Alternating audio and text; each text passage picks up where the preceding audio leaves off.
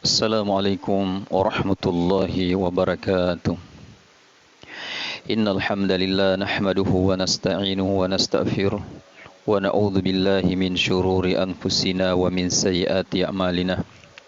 Asyhadu an la ilaha illallah wahdahu la syarikalah wa asyhadu anna Muhammadan abduhu wa rasuluh.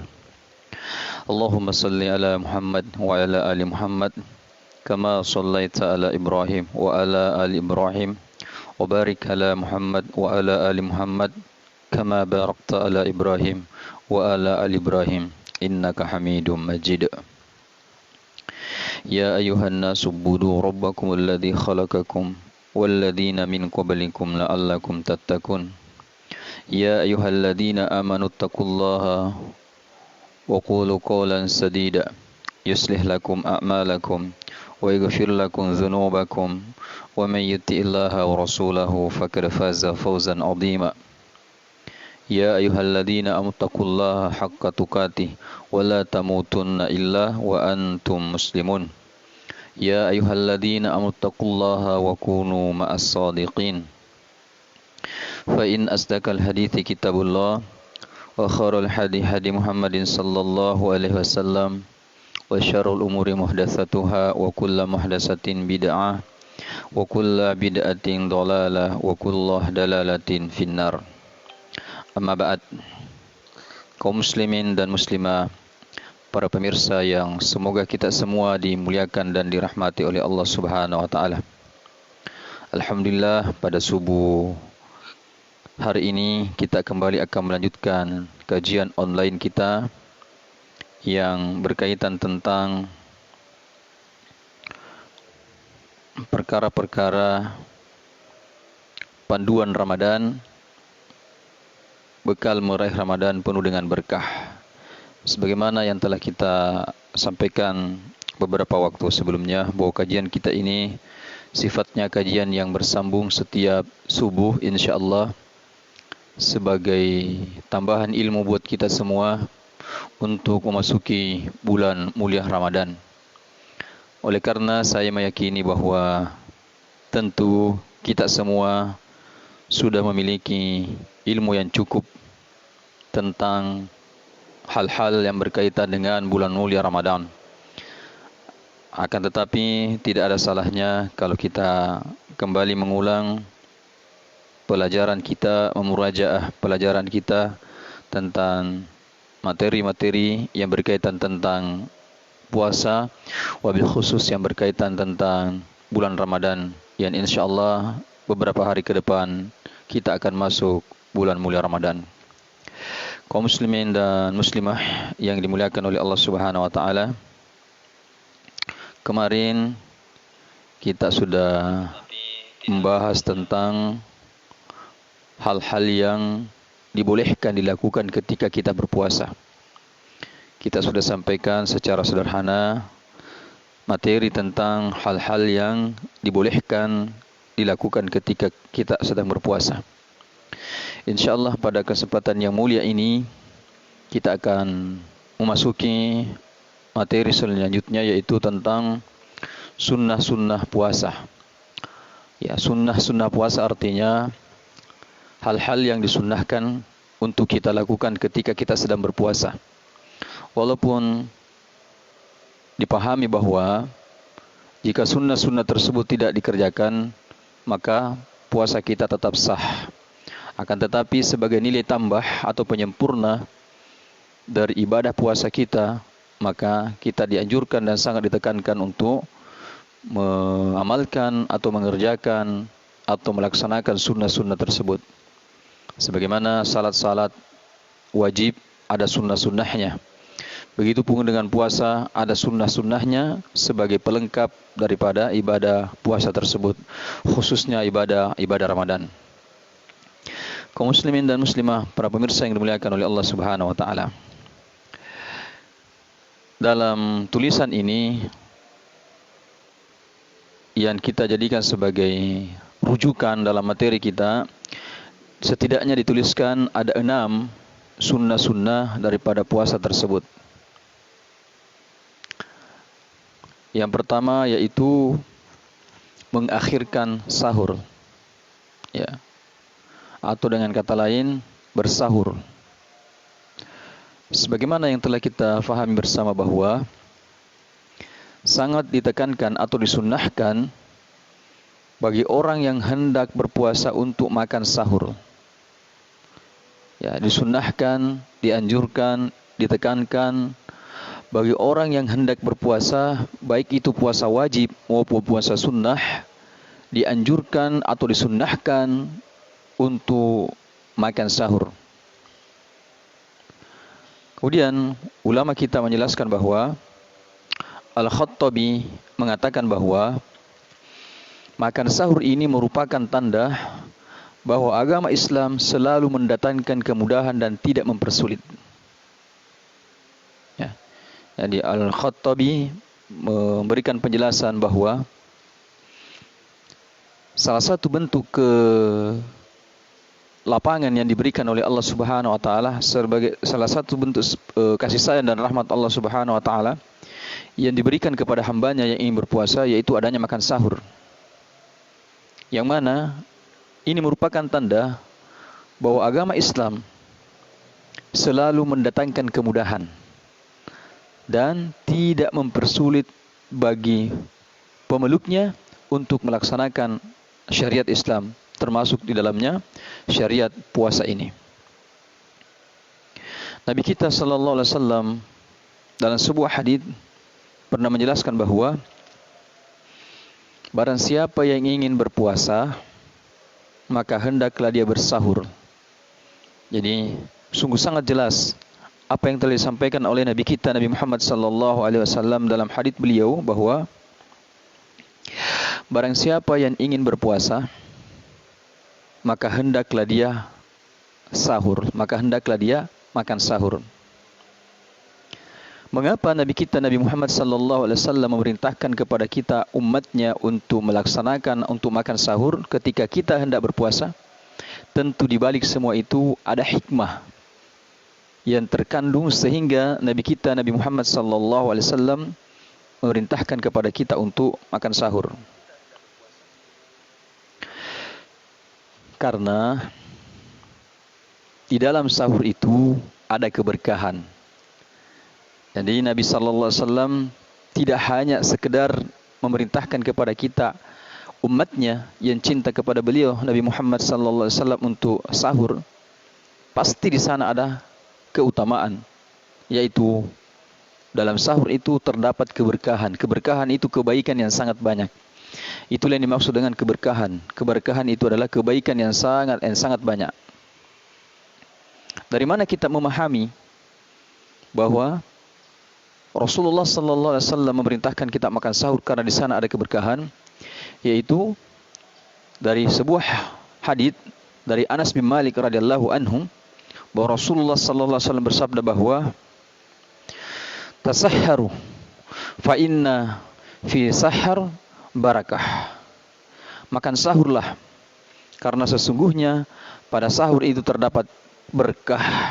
Jadi Rasulullah yang memerintahkan langsung kepada kita melalui lisan yang mulia yang tidak pernah berdusta, yang mana lisan beliau Rasulullah sallallahu alaihi wasallam tidaklah mengucapkan sesuatu melainkan in huwa illa wahyu yuha, melainkan itu adalah wahyu petunjuk dari Allah Subhanahu wa taala. Makan sahurlah kata Rasulullah karena sesungguhnya pada sahur itu terdapat berkah. Kemudian Al-Imam Nawawi rahimahullah taala mengatakan, memberikan penjelasan bahwa kenapa kita diperintahkan makan sahur? Karena dengan makan sahur akan semakin kuat kita melaksanakan puasa. Ya. Artinya ketika kita makan sahur, maka kita memiliki tenaga. Kita memiliki persediaan makanan atau minuman dalam tubuh kita untuk berpuasa selama sehari sampai masuk waktu berbuka puasa. Jadi seperti itu penjelasan ulama kita. Al-Imam Nawawi rahimahullah mengatakan karena dengan makan sahur akan semakin kuat melaksanakan puasa. Ya, kita akan semakin kuat untuk melaksanakan puasa. Kemudian kenapa kita diperintahkan untuk makan sahur? Karena makan sahur ini juga merupakan pembeda antara puasa orang muslimin dengan puasa Yahudi, puasa Nasrani atau Ahlul Kitab. Jadi ini untuk membedakan puasa kita dengan puasa orang-orang di luar Islam, baik itu orang-orang Yahudi dan orang Nasrani, sebab orang Yahudi, orang-orang Nasrani, ahlul kitab juga berpuasa. Nah, untuk membedakan puasa kaum muslimin dengan puasa orang Yahudi, puasa orang Nasrani, maka disinilah kita diperintahkan oleh Rasulullah sallallahu alaihi wasallam makan sahur. Karena kita umat Islam sangat dilarang oleh Rasulullah untuk ikut-ikutan, untuk tasyabbuh kepada orang-orang di luar Islam. Man tashabbahu biqaumin fahuwa minhum. Barang siapa yang menyerupai suatu kaum, maka dia termasuk kaum tersebut. Termasuk di antaranya puasa. Maka untuk membedakan puasa kita kaum muslimin dengan puasa orang-orang Yahudi dan orang-orang Nasrani ahlul kitab, yaitu terletak pada syariat makan sahur ini. Dari Amr bin As radhiyallahu anhu bahwa Rasulullah sallallahu alaihi wasallam bersabda bahwa perbedaan antara puasa kita Islam dan puasa ahlul kitab itu terletak pada makan sahurnya. Jadi sungguh sangat jelas Nabi kita Nabi Muhammad sallallahu alaihi wasallam menyampaikan kepada kita umatnya bahwa perbedaan yang membedakan antara puasa umat Islam dengan puasa ahlul kitab, orang Yahudi dan Nasara, yaitu terletak pada makan sahurnya. Kemudian dijelaskan oleh ulama kita At-Turbashti mengatakan bahwa perbedaan makan sahur kaum muslimin dengan ahlu kitab adalah Allah Subhanahu wa taala membolehkan pada umat Islam untuk makan sahur hingga subuh. Jadi Allah Subhanahu wa taala membolehkan untuk umat Islam untuk makan sahur hingga subuh. Hingga subuh. Dengan kata lain sebelum azan subuh dikumandangkan. Yang sebelumnya hal ini dilarang pula di awal-awal Islam. Ya, walaupun sebelumnya ini dilarang ketika di awal-awal Islam.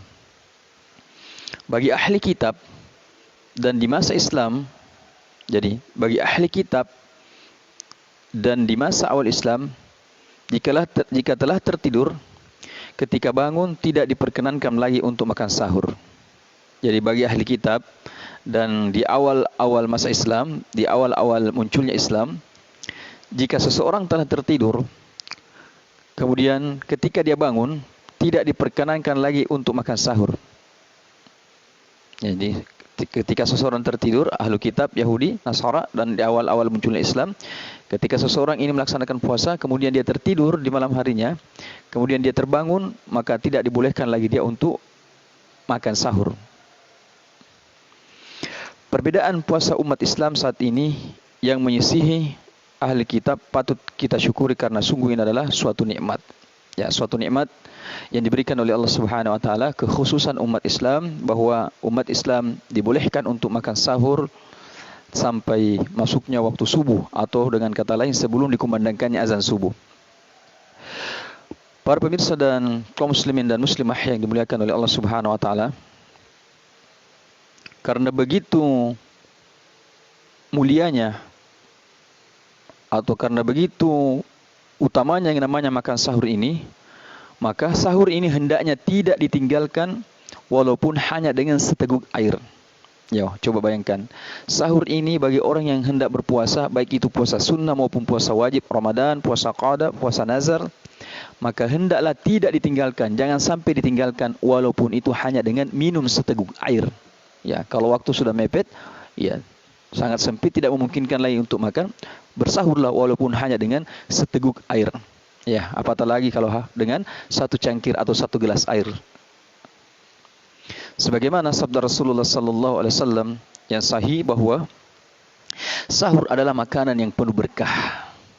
Sahur itu adalah makanan yang penuh berkah. Berkah itu adalah kebaikan yang banyak.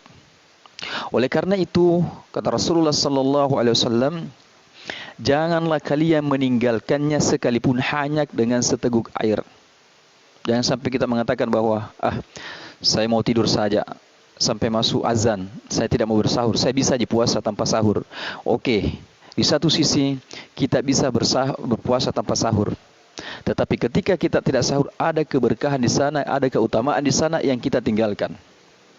Ya, ada kemuliaan di sana yang kita tinggalkan, karena Rasulullah SAW mengatakan bahwa bersahurlah karena dalam sahur itu ada keberkahan.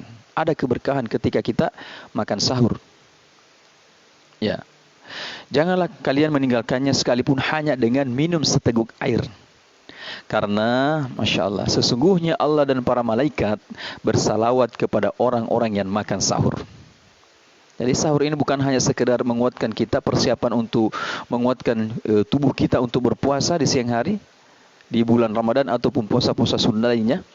Tetapi Allah Subhanahu wa Ta'ala bersalawat kepada orang-orang yang makan sahur, dan malaikat bersalawat kepada orang-orang yang makan sahur. Allah merahmati, Allah memberkahi orang-orang yang makan sahur. Malaikat berdoa kepada Allah Subhanahu wa Ta'ala untuk keberkahan, untuk keselamatan, untuk kesejahteraan, ketentraman, kedamaian bagi orang-orang yang makan sahur. Ya, ini maka perlu kita perhatikan dengan baik kaum muslimin dan muslimah, para pemirsa yang dimuliakan oleh Allah Subhanahu wa Ta'ala, tentang makan sahur ini. Jangan sampai kita melewatkan kemuliaan ini. Kemudian selanjutnya tentang sahur ini, disunnahkan untuk mengakhirkan waktu sahur hingga menjelang fajar. Ya, sahur itu waktunya namanya sahur itu bukan jam 2 malam, bukan jam 3 malam, tetapi disunnahkan untuk mengakhirkan waktu sahur hingga menjelang fajar. Hal ini dapat kita lihat dalam hadits dari Anas bin Zaid bin Thabit. Dia berkata bahwa kami pernah makan sahur bersama Nabi sallallahu alaihi wasallam. Jadi kami pernah bersahur, kata Zaid bin Thabit, bersama dengan Rasulullah sallallahu alaihi wasallam. Kemudian kami pun berdiri untuk menunaikan salat. Kemudian Anas bertanya kepada Zaid, berapa lama jarak antara azan subuh dan sahur kalian? Jadi berapa lama jarak antara azan subuh dan sahur kalian? Berapa jaraknya di situ antara azan subuh dengan sahur? Zaid berkata, sekitar membaca 50 ayat. Itu sangat pendek. Sekitar membaca 50 ayat. Dan dalam riwayat Bukhari dikatakan sekitar membaca 50 atau 60 ayat. Kemudian Ibnu Hajar mengatakan, memberikan penjelasan bahwa maksud sekitar membaca 50 ayat artinya waktu makan sahur tersebut tidak terlalu lama dan tidak pula terlalu cepat. Jadi waktu makan sahur tersebut tidak terlalu lama dan tidak terlalu cepat. Al-Qurtubi mengatakan bahwa hadis ini adalah dalil bahwa batas makan sahur adalah sebelum terbit fajar. Jadi Al-Imam Al-Qurtubi, ulama tafsir kita, memberikan penjelasan bahwa hadis ini adalah dalil bahwa batas antara makan sahur adalah sebelum terbit fajar. Ya, itu sebelum terbit fajar, itulah batasannya seseorang makan sahur. Sebelum di azan subuh, masuk di azan subuh, maka seseorang disitulah batasnya makan sahur. Ya, jangan makan sahur jam 2, jam 3, jangan, tidak. Makan sahur minimal jam 4. Itu waktu yang afdal, yang utama untuk makan sahur, sekitar jam 4 subuh. Iya.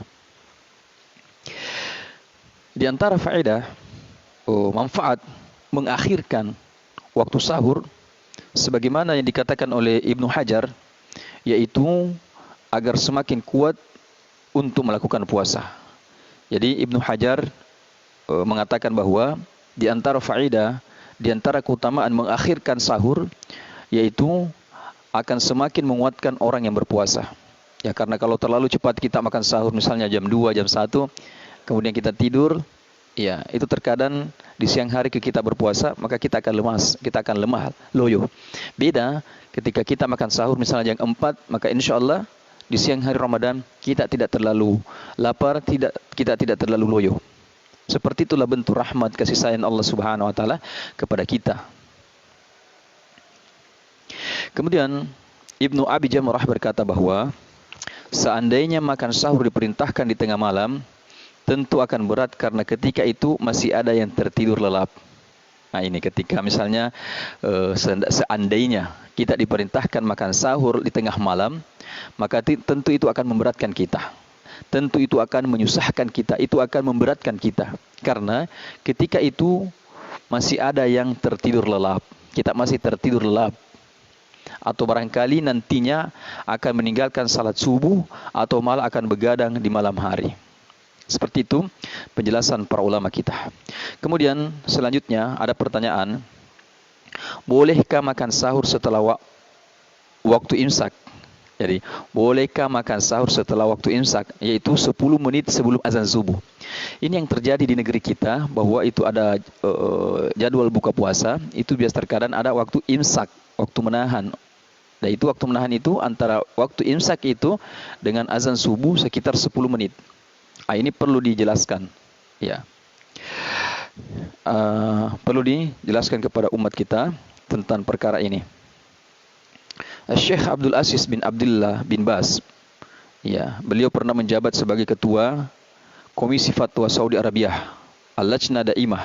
Ya, ini Komisi Fatwa Saudi Arabia. Syekh Abdul Aziz bin Abdullah bin Baz pernah ditanya.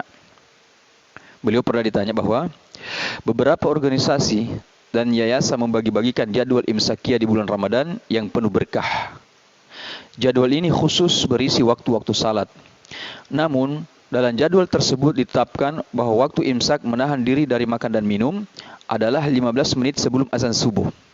Nah, ini dari jadwal-jadwal yang beredar, termasuk kita di Indonesia ini, itu jadwal imsak itu terkadang 10 menit sebelum subuh. Sudah imsak, artinya tidak boleh lagi kita makan, minum setelah masuknya waktu imsak. Beliau mengatakan, ditanya, apakah seperti ini memiliki dasar dalam ajaran Islam? Apakah hal ini ada syariatnya dalam Islam? Kemudian Syekh rahimahullah memberikan jawaban. Kata beliau, saya tidak mengetahui adanya dalil tentang penetapan waktu imsak 15 menit sebelum azan subuh. Coba bayangkan, Ketua Komisi Fatwa Saudi Arabia, Syekh Abdul Aziz bin Abdullah bin Baz mengatakan, saya tidak mengetahui tentang adanya dalil penetapan waktu imsak 15 menit sebelum azan subuh. Bahkan kata beliau, yang sesuai dengan dalil Al-Quran, yang sesuai dengan dalil As-Sunnah, imsak atau menahan diri dari makan dan minum adalah mulai terbitnya fajar, yaitu masuknya waktu subuh. Ketika dikumandangkan azan subuh, itulah waktu imsak, itulah waktu mulai menahan makan dan minum dan pembatal-pembatal puasa yang lainnya. Itu kata beliau. Di mana dalilnya? Dalilnya surah Al-Baqarah ayat 187. Wa kulu washrabu hatta yatabayyana lakumul khaytul abyadu minal khaytil aswadi minal fajr. Dan makan minumlah hingga terang bagimu benang putih dari benang hitam, yaitu fajar. Minal fajr. Dan makan minumlah hingga terang bagimu benang putih dari benang hitam, yaitu fajar. Inilah dalil bahwa waktu imsak itu mulai ketika masuknya waktu fajar, ketika masuknya waktu subuh, ketika mulai dikumandangkan azan subuh. Itulah waktu fajar, itulah waktu imsak menahan. Ya, bukan 10 menit imsak kemudian masih ada jarak antara imsak yang beredar di tengah-tengah masyarakat kita yang disebarkan itu 10 menit, tidak. Nah, tidak benar seperti itu. Jadi waktu menahan ketika kita puasa itu ketika masuknya waktu subuh, ketika dikumandangkannya azan subuh. Pada kondisi seperti itulah kita tidak boleh makan, minum, dan tidak boleh melakukan hal-hal yang bisa membatalkan puasa kita. Selama belum azan atau selama belum masuk waktu subuh, maka boleh makan dan minum. Tidak dilarang. Seperti itu yang disyariatkan dalam agama kita. Ya, wa kulu washrabu hatta yatabayyana lakumul khaytul abyadu minal khayt aswadi minal fajr. Dan makan minumlah, jelas, hingga terang bagimu benang putih dari benang hitam, yaitu waktu fajar. Surah Al-Baqarah ayat 187. Juga dasarnya adalah sabda Nabi sallallahu alaihi wasallam. Jadi yang pertama tadi dari Al-Qur'an, kemudian dari sabda Rasulullah sallallahu alaihi wasallam bahwa fajar itu ada dua macam. Pertama, fajar diharamkan untuk makan dan minum. Jadi fajar diharamkan untuk makan dan dihalalkan untuk salat, yaitu fajar shadiq. Fajar masuknya waktu subuh. Jadi fajar shadiq itu fajar masuknya waktu subuh. Fajar ini diharamkan untuk makan dan dihalalkan untuk salat. Ketika sudah masuk fajar shadiq, maka disitulah seseorang tidak boleh makan, tidak boleh minum, dan tidak boleh melakukan hal-hal yang membatalkan puasa. Dan dihalalkan untuk salat, yaitu salat subuh. Kemudian fajar yang kedua, fajar yang diharamkan untuk salat subuh dan dihalalkan untuk makan, yaitu fajar kadzib. Fajar yang muncul sebelum fajar shadiq. Jadi fajar kadzib ini adalah fajar yang muncul sebelum fajar shadiq, sebelum masuknya waktu subuh. Diriwayatkan oleh Al-Baihaqi dalam Sunnah Al-Kubra. Ya. Jadi sungguh sangat jelas. Kemudian dasarnya lagi Nabi SAW bersabda bahwa Bilal, jadi Bilal ini adalah salah satu sahabat Rasulullah yang tugasnya khusus azan di zaman Rasulullah SAW. Rasulullah mengatakan, Bilal biasa mengundangkan azan di malam hari. Jadi Bilal biasa mengumandangkan azan di malam hari. Makan dan minumlah sampai kalian mendengar azan Ibnu Maktum. Karena di zaman Rasulullah SAW itu 2 kali azan sebelum masuk waktu subuh. Azan yang pertama dikumandangkan oleh Bilal dan azan yang kedua dikumandangkan oleh Ibnu Ummi Maktum. Ya, jadi Bilal kata Rasulullah biasa mengumandangkan azan di malam hari. Makan dan minumlah. Jadi ketika engkau mendengarkan Bilal azan di malam hari, maka masih boleh makan, masih boleh minum. Sampai kalian mendengar azan Ibnu Ummi Maktum. Nah, ketika Ibnu Ummi Maktum yang azan, maka engkau tidak boleh lagi makan, tidak boleh lagi minum, dan melakukan hal-hal yang membatalkan puasa.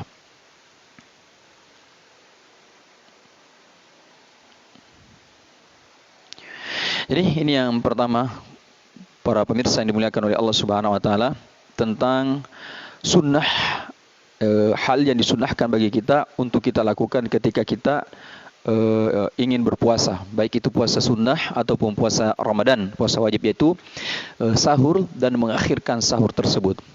Mudah-mudahan penjelasan ini bisa kita pahami dengan keterbatasan kemampuan yang kami miliki, dan tentu para ulama kita memberikan penjelasan yang panjang lebar, yang lebih mendetail tentang perkara ini, yaitu sahur dan mengakhirkan sahur. Setidaknya ada sedikit yang bisa kita pahami tentang sahur dan mengakhirkan sahur ini. Kemudian yang kedua, sunnah yang dianjurkan buat kita untuk kita laksanakan ketika kita ingin berpuasa, yaitu menyegerakan berbuka. Nah, ini terbalik. Kalau tadi sahur kita disuruh mengakhirkan, kalau berbuka kita disuruh menyegerakan. Artinya menyegerakan di sini artinya ketika memang sudah masuk waktu berbuka, langsung berbuka. Tidak boleh diundur, mengatakan nanti sebentar sebagai bentuk kehati-hatian. Tidak boleh seperti itu. Artinya ketika waktu berbuka puasa itu sudah jelas masuknya, maka segeralah berbuka. Jangan ditunda-tunda apapun alasannya. Ya, kecuali kalau memang tidak ada hal-hal yang bisa kita jadikan buka puasa. Tetapi selama ada yang bisa kita jadikan buka puasa, air minumkah, maka bersegeralah untuk membuka puasa kita. Rasulullah SAW bersabda bahwa manusia akan senantiasa berada dalam kebaikan selama mereka menyegerakan berbuka. Jadi manusia ini, umat Islam ini akan senantiasa berada dalam kebaikan selama mereka bersegera berbuka puasa. Selama mereka bersegera berbuka puasa. Dalam hadis yang lain disebutkan bahwa umatku akan senantiasa berada di atas sunnahku. Coba. Kata Rasulullah SAW bahwa umatku akan senantiasa berada di atas sunnahku atau berada di atas ajaranku selama tidak menunggu munculnya bintang untuk berbuka puasa. Arti munculnya bintang itu di malam hari kita bisa lihat bintang itu muncul ketika malam sudah larut. Ya, malam sudah larut. Maka Rasulullah mengatakan, umatku akan senantiasa berada di atas sunnahku, berada di atas ajaranku, selama mereka tidak menunggu munculnya bintang untuk berbuka puasa. Ya. Dan inilah yang ditiru oleh Rafidah, Syiah Rafidah. Mereka meniru Yahudi dan Nasrani dalam berbuka puasa. Dari orang-orang Syiah itu meniru orang-orang Yahudi dan orang-orang Nasrani dalam berbuka puasa. Mereka orang-orang Syiah, orang-orang Yahudi dan Nasrani, mereka berbuka ketika munculnya bintang. Nah, mereka berbuka ketika munculnya bintang. Nanti mereka mau berbuka ketika muncul bintang. Ya, semoga Allah Subhanahu wa taala melindungi kita dari kesesatan mereka. Umat Islam tidak boleh seperti itu. Kita berbuka kata Rasulullah sallallahu alaihi wasallam sebelum munculnya bintang. Artinya ketika sudah betul-betul waktu maghrib masuk, diyakinkan masuk waktu maghrib, maka buka puasa segera. Jadi bukan azan yang ditunggu, bukan azan, karena terkadang ada orang yang azannya itu terlambat. Ya, terkadang di masjid-masjid itu nanti azan setelah dia buka puasa bersama. Nah, kalau azan yang kita tunggu dari masjid, maka terlambat kita berbuka puasa. Jadi, waktu berbuka puasa itu ketika sudah waktu masuk waktu maghrib. Ya, walaupun tidak ada azan yang kita dengar, kalau sudah masuk waktu maghrib, dipastikan waktu maghrib masuk, maka berbukalah segera. Ya, seperti itu.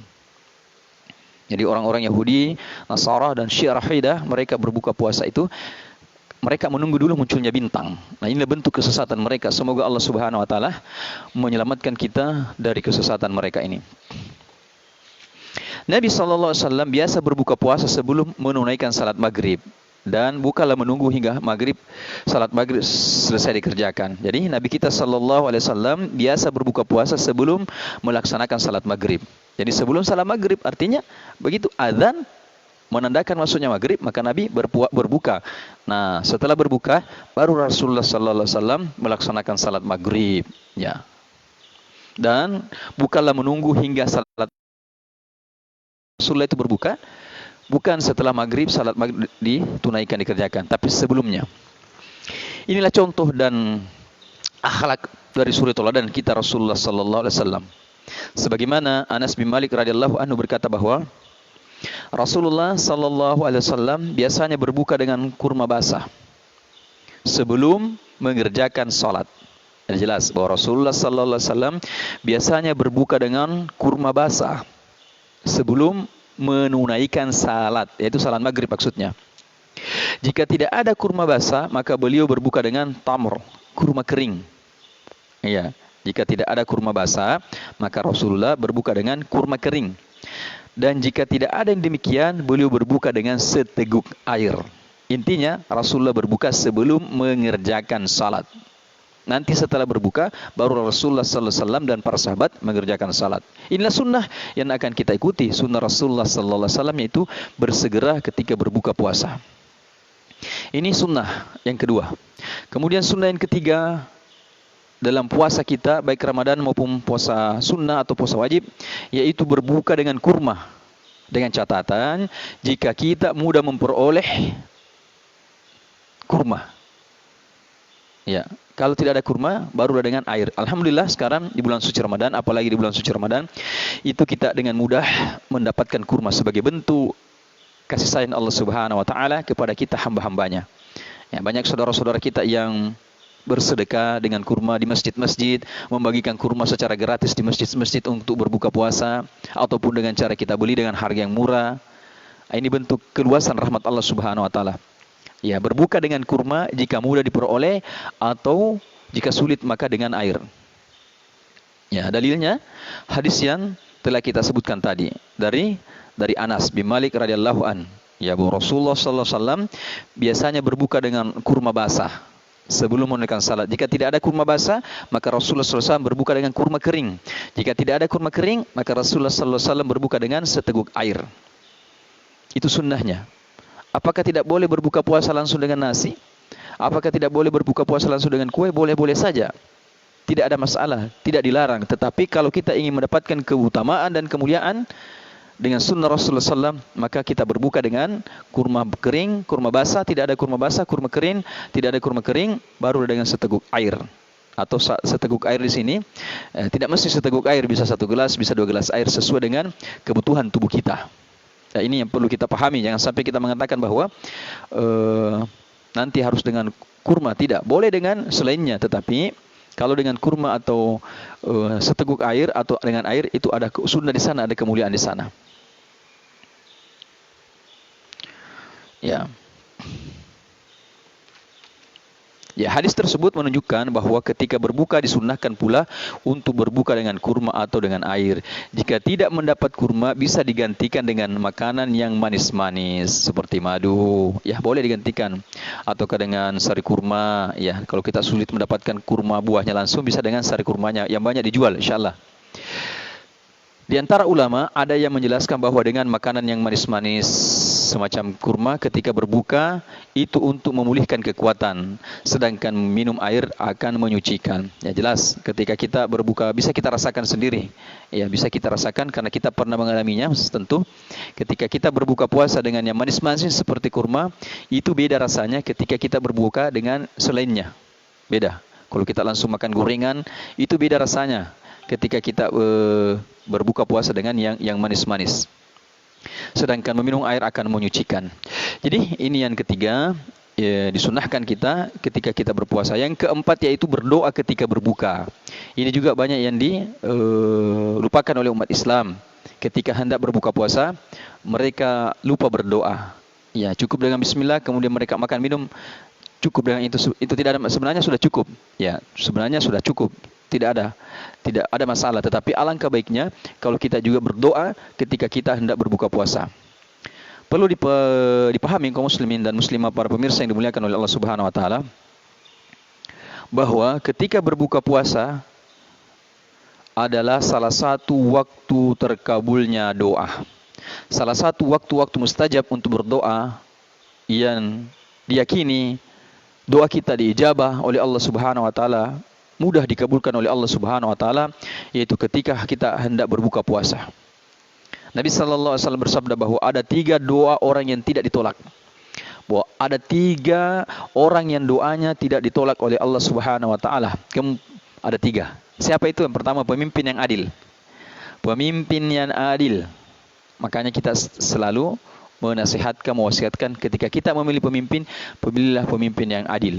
Karena doa pemimpin yang adil untuk rakyatnya, kebaikan rakyatnya tidak akan ditolak oleh Allah Subhanahu wa taala. Jadi bukan hanya sekedar memilih pemimpin, selesai, tetapi betul-betul memilih pemimpin yang adil. Karena ketika pemimpin yang adil berdoa mengangkat tangannya kepada Allah Subhanahu wa taala, apalagi di keheningan malam, dia angkat tangannya kepada Allah Subhanahu wa taala untuk kebaikan kemaslahatan orang yang dipimpinnya, negaranya, maka doanya dikabulkan oleh Allah Subhanahu wa taala. Beda dengan pemimpin yang zalim. Pemimpin yang zalim susah dikabulkan doanya oleh Allah Subhanahu wa taala.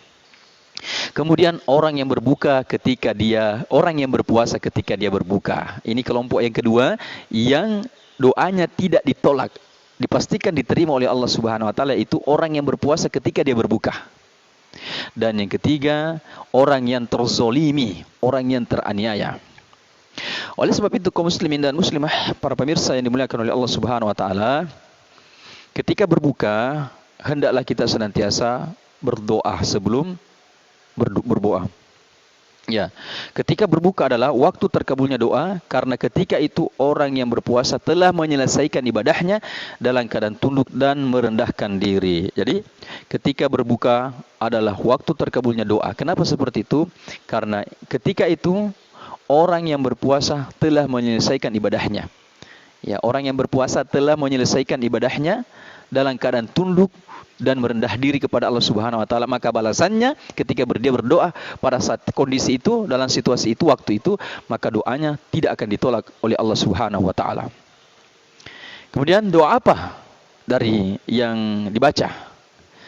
Yaitu doa dari Ibnu Umar radhiyallahu anhuma, Rasulullah sallallahu alaihi wasallam ketika berbuka beliau membaca doa, "Dhahabaz zama'u wa balatil urq wa thabal ajru insyaallah." Inilah doa yang dibaca oleh Rasulullah sallallahu alaihi wasallam ketika beliau berbuka puasa.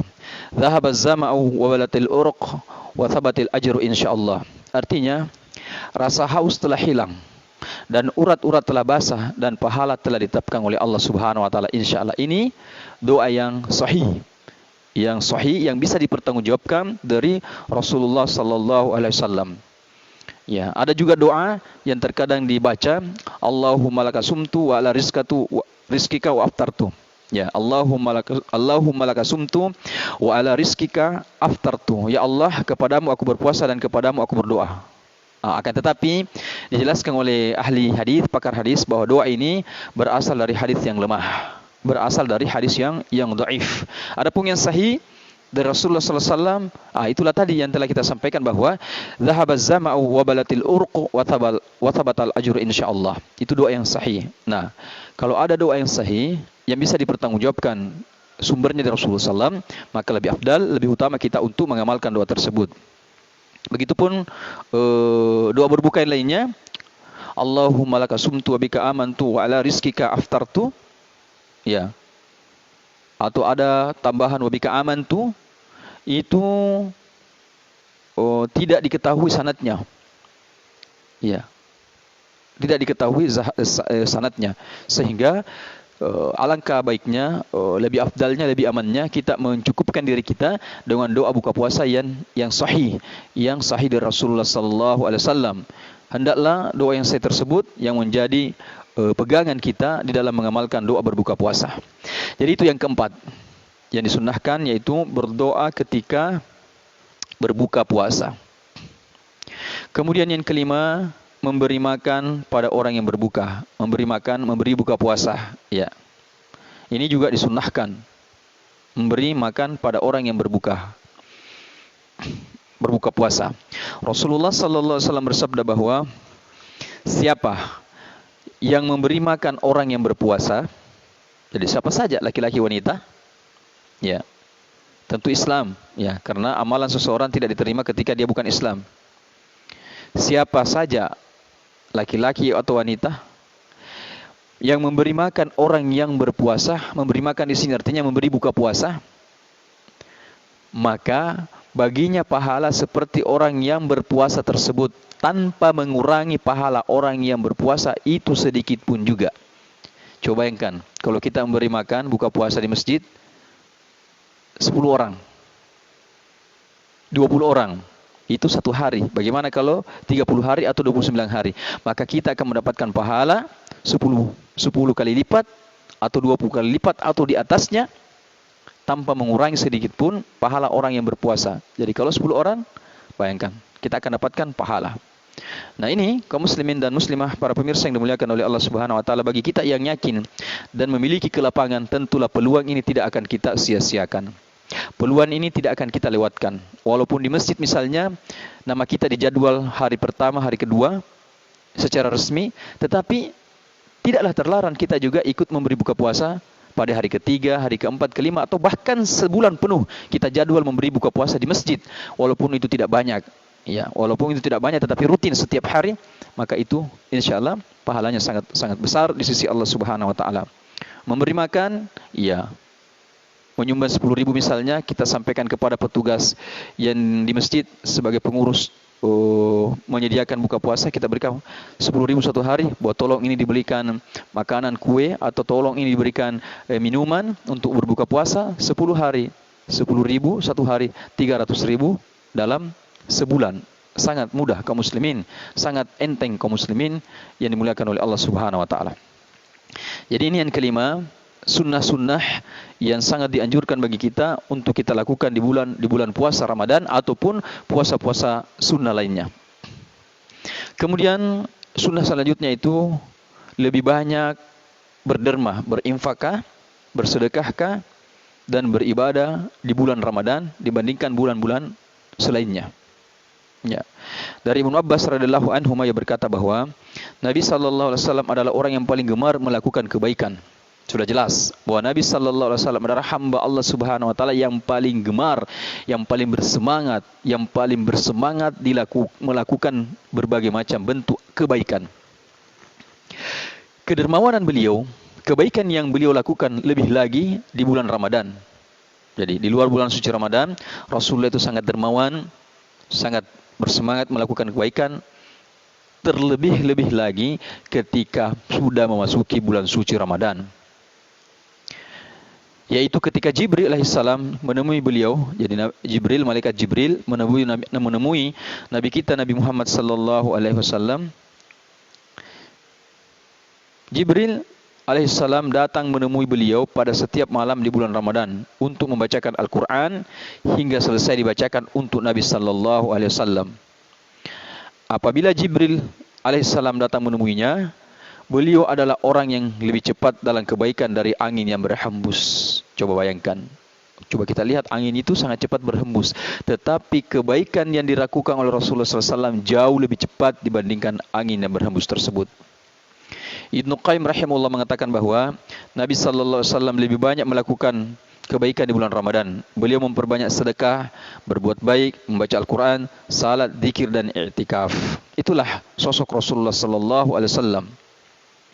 Kaum muslimin, para pemirsa yang dimuliakan oleh Allah Subhanahu wa taala, dengan banyak berderma, ya, melalui memberi makan berbuka dan sedekah sunnah dibarengi dengan berpuasa, itu jalan menuju surga. Jadi ketika seseorang banyak berderma, berinfak, bersedekah, baik dengan cara memberi makan orang yang berbuka puasa, dan sedekah sunnah lainnya, infak lainnya, yang dibarengi dengan puasa, itu adalah merupakan salah satu jalan yang mengantarkan kita menuju surga. Bukankah kita semua ini mengharapkan yang namanya surga? Maka peluang ini sangat terbuka buat kita, terutama yang diberikan kemampuan oleh Allah Subhanahu wa taala berupa materi dan harta. Ya. Ini kesempatan bagi mereka untuk memanfaatkan harta tersebut sebagai peluang, sebagai jalan menuju surga. Dari Ali, ia berkata bahwa Nabi sallallahu alaihi wasallam bersabda, sesungguhnya di surga terdapat kamar-kamar yang mana bagian luarnya terlihat dari bagian dalam dan bagian dalamnya terlihat dari bagian luarnya. Jadi di surga itu ada kamar-kamar yang transparan, terlihat dari dalam keluar, dari luar ke dalam. Lantas seorang Arab Badui berdiri sambil berkata. Jadi ketika Rasulullah SAW mengucapkan ini, maka seorang Arab Badui berdiri. Orang Arab Badui itu berdiri, kemudian berkata, perkataan ini adalah pertanyaan kepada Nabi kita Nabi Muhammad SAW. Bagi siapakah kamar-kamar itu diperuntukkan wahai Rasulullah? Kamar-kamar itu yang sangat indah itu untuk siapa wahai Rasulullah? Nabi SAW, untuk orang yang berkata benar. Orang yang selalu berkata benar, tidak pernah berdusta, tidak pernah berbohong, tidak pernah mengumbar-umbar janji. Terutama mereka yang ketika waktu pilkada dan sebagainya mengumbar-umbar janji bohong. Untuk siapa surga itu Rasulullah? Kamar itu Rasulullah? Untuk orang yang berkata benar. Kemudian yang memberi makan, ya termasuk diantaranya memberi makan berbuka puasa, dan yang senantiasa berpuasa dan salat pada malam hari di waktu manusia tertidur. Empat golongan yang berhak untuk masuk ke dalam kamar tersebut, yaitu mereka yang selalu berkata benar, yang sering memberi makan, yang senantiasa berpuasa, dan senantiasa melaksanakan salat di waktu malam hari pada saat manusia tertidur. Inilah yang akan mendapatkan kamar-kamar tersebut. Kamar yang sangat indah, yang transparan, yang dalamnya kelihatan dari luar, begitu sebaliknya yang luar kelihatan dari dalam. Para pemirsa yang dimuliakan oleh Allah Subhanahu wa taala, inilah setidaknya 6 hal sunnah puasa yang sebaiknya kita usahakan, sebaiknya kita maksimalkan ketika kita berpuasa, terkhusus lagi di bulan suci Ramadan, yang insyaallah tinggal kurang lebih 20 hari ke depan kita sudah masuki bulan mulia Ramadan. Kita berdoa kepada Allah Subhanahu wa taala, mudah-mudahan kita khususnya di Indonesia ini bisa memasuki bulan suci Ramadan dalam keadaan damai, dalam keadaan tentram, dalam keadaan aman. Kita berdoa mudah-mudahan di bulan suci Ramadan yang sebagian masjid-masjid sekarang tidak digunakan salat berjamaah, mudah-mudahan di bulan suci Ramadan seluruh masjid-masjid ini sudah bisa dipakai untuk melaksanakan salat berjamaah, termasuk diantaranya salat tarawih, termasuk diantaranya buka puasa bersama, termasuk diantaranya sahur bersama, termasuk diantaranya ceramah-ceramah tarawih, ceramah-ceramah Ramadan di masjid. Ini harapan dan cita-cita kita. Kita bersangka baik kepada Allah Subhanahu wa taala bahwa Allah Subhanahu wa taala akan mengabulkan doa-doa kita. Ya, ini kaum muslimin, mudah-mudahan wabah penyakit COVID-19 atau corona ini segera berlalu sebelum memasuki bulan suci Ramadan. Tidak ada yang susah, tidak ada yang sulit, tidak ada yang mustahil ketika Allah berkehendak. Ya, Allah yang menurunkan wabah, musibah, bencana, dan Allah pula lah yang memiliki hak prerogatif untuk mengangkat, mencabut bala tersebut. Ingat, doa itu adalah senjata umat Islam. Doa itu adalah doa itu adalah perisai senjata umat Islam. Maka kita berbaik sangka kepada Allah Subhanahu wa taala bahwa di Indonesia ini, di sana masih ada hamba-hamba Allah yang mustajab doanya. Ada hamba-hamba Allah yang mudah dikabulkan doanya oleh Allah Subhanahu wa taala. Maka jangan pernah bosan-bosan mengangkat tangan kita berdoa kepada Allah Subhanahu wa taala. Siapa tahu di antara kita ada yang doanya dikabulkan oleh Allah Subhanahu wa taala. Pemimpin-pemimpin kita yang adil, baik itu presiden, apa itu gubernur, bupati, berdoalah kepada Allah Subhanahu wa taala, karena ada jaminan bahwa pemimpin yang adil, Ya, presiden yang adil, gubernur yang adil, bupati yang adil, pokoknya pemimpin yang adil dari skala yang terbesar sampai skala terkecil, ketika mereka adil, salah satu kelompok golongan yang tidak akan ditolak doanya. Tidak akan ditolak doanya. Artinya doanya diijabah oleh Allah Subhanahu wa taala, doanya pasti dikabulkan oleh Allah Subhanahu wa taala. Begitu dengan alim ulama kita, ya para penghafal-penghafal Al-Qur'an. Seriuslah, angkat tangan, berdoa kepada Allah Subhanahu wa taala. Demikian yang bisa kita sampaikan pada kesempatan kali ini. Mudah-mudahan bermanfaat. Segala kebenaran itu sumber mutlaknya dari Allah Subhanahu wa taala, maka janganlah kita ragu untuk menerimanya. Al-haqqu min rabbika fala takunanna minal mumtarin. Segala kesalahan, kekeliruan, kekhilafan tentu asalnya dari kami pribadi, jadi mohon dimaafkan. Materi yang kami sampaikan jauh dari kesempurnaan. Mohon kritiknya, mohon sarannya, mohon bimbingannya dari ulama-ulama, dari ustadz-ustadz yang senior. Demikian, semoga bermanfaat. Subhanakallah wa bihamdik, asyhadu an la ilaha illa anta, astaghfiruka wa atubu ilaik. Assalamualaikum warahmatullahi wabarakatuh.